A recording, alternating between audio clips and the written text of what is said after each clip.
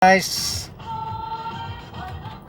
ito ako ngayon nakapila sa Trinoma, naghihintay ng pasahero. Sadya napakahirap ng biyahe guys. Wala, ito talagang trabaho ang pagiging isang taxi driver. Tsaga-tsaga lang.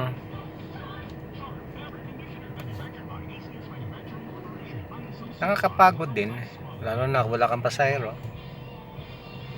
Manghihinayin ka sa gasolina.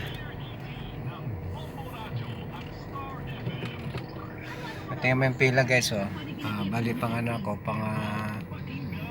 anim. Yan, tingnan mo yung nakapila, na sa akin.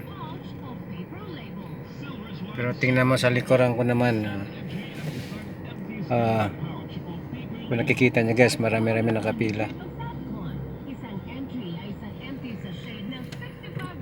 Sana nga makuha kong pasahero dito malayo para sulit naman yung pag-iintay ko.